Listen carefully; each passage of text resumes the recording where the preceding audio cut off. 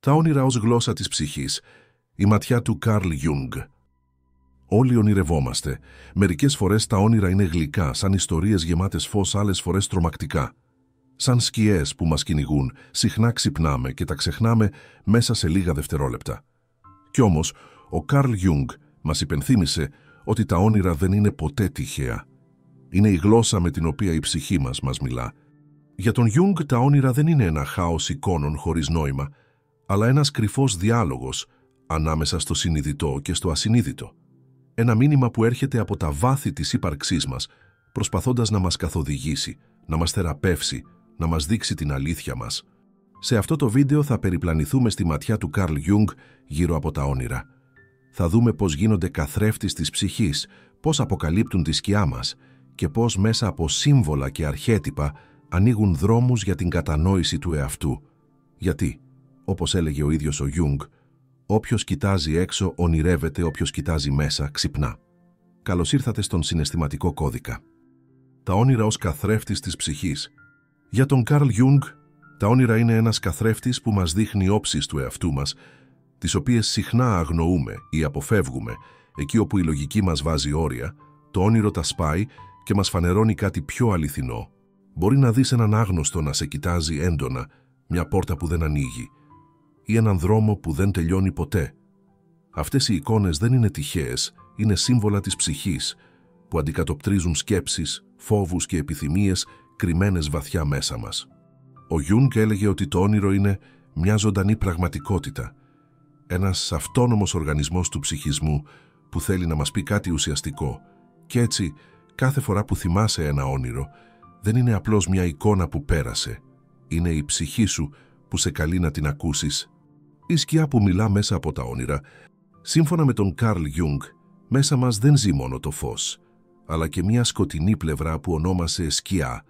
Η σκιά είναι όλα εκείνα τα κομμάτια του εαυτού μας που απορρίπτουμε, που φοβόμαστε ή που δεν θέλουμε να παραδεχτούμε.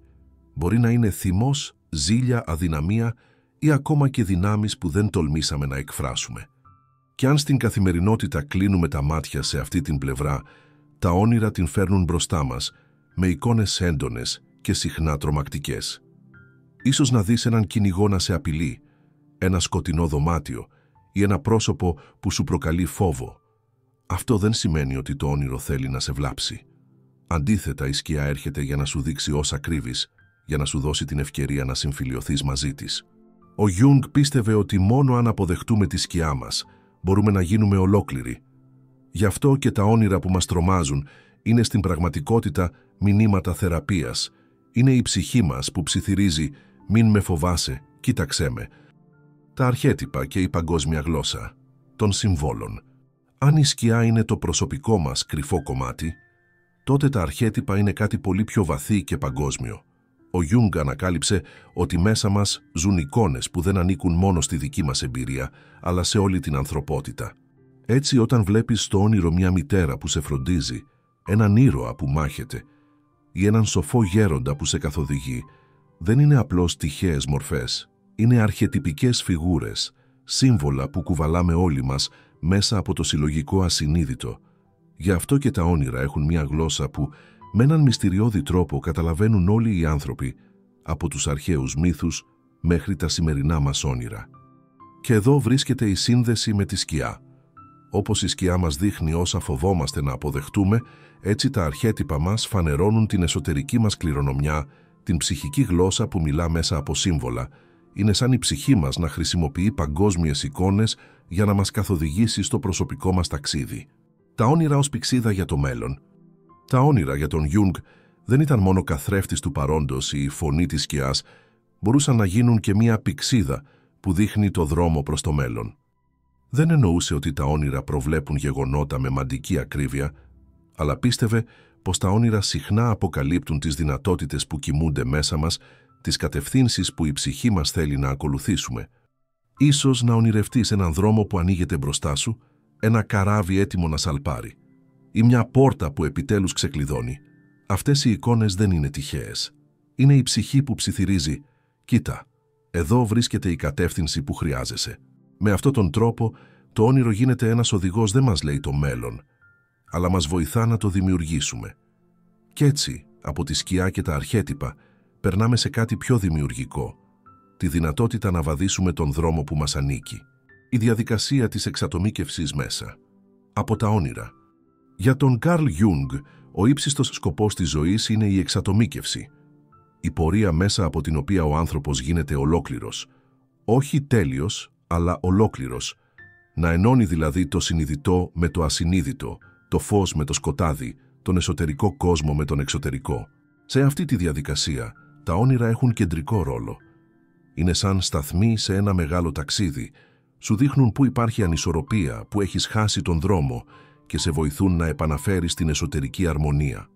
Ένα όνειρο μπορεί να σε προκαλεί να αντιμετωπίσεις κάτι που αποφεύγεις ή να σε ενθαρρύνει να ανακαλύψεις μια δύναμη που δεν ήξερες ότι έχεις. Κάθε φορά που το ακούς και το ερμηνεύεις, κάνεις ένα βήμα πιο κοντά στον αληθινό σου εαυτό. Γι' αυτό και ο Γιούγκ έλεγε ότι τα όνειρα δεν είναι εμπόδια, αλλά οδηγεί στην πορεία της ψυχικής ολοκλήρωσης. Η σημασία της προσωπικής ερμηνείας. Ο Γιούγκ πίστευε βαθιά ότι κανένα όνειρο δεν έχει μία και μοναδική ερμηνεία.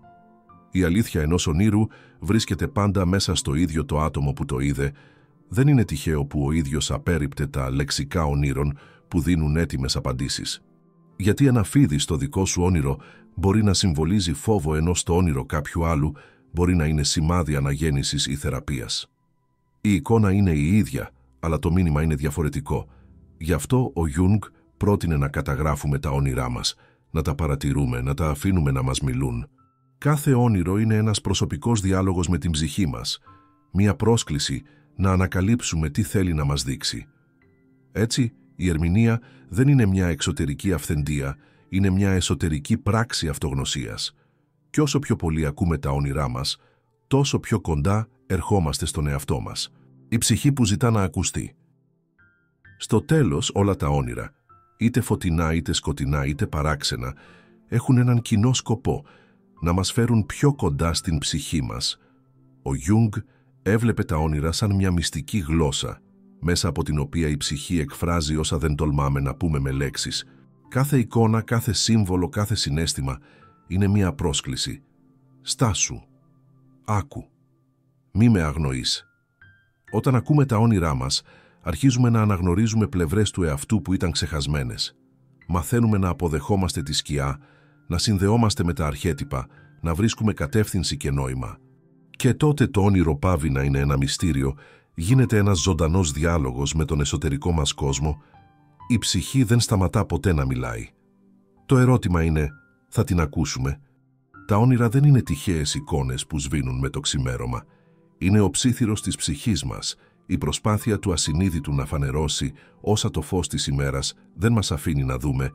Ο Καρλ Γιούγκ μας δίδαξε ότι τα όνειρα είναι γέφυρες. Γέφυρες ανάμεσα στο συνειδητό και το ασυνείδητο, ανάμεσα στη λογική και στο συναίσθημα, ανάμεσα στο φως και στη σκιά. Και όσο περισσότερο τα ακούμε, τόσο πιο κοντά ερχόμαστε σε αυτό που πραγματικά είμαστε. Γι' αυτό την επόμενη φορά που θα ξυπνήσεις από ένα όνειρο, μην το ξεχάσεις αμέσως. Κράτησέ το, γράψτο, στοχάσου το, γιατί ίσως μέσα σε εκείνες τις εικόνες να κρύβεται ένα μήνυμα που η ψυχή σου περίμενε καιρό να σου δώσει. Και τώρα η ερώτηση είναι δική σου. Εσύ ακούς τα όνειρά σου? Αν αυτό το βίντεο σου μίλησε, κάνε εγγραφή στο κανάλι για να συνεχίσουμε μαζί αυτό το ταξίδι στον εσωτερικό κόσμο. Και μέχρι το επόμενο βίντεο, κράτησε μέσα σου μία σκέψη. Τα όνειρα δεν είναι μόνο για τη νύχτα, είναι ο σπόρος που φυτεύει η ψυχή για το αύριο.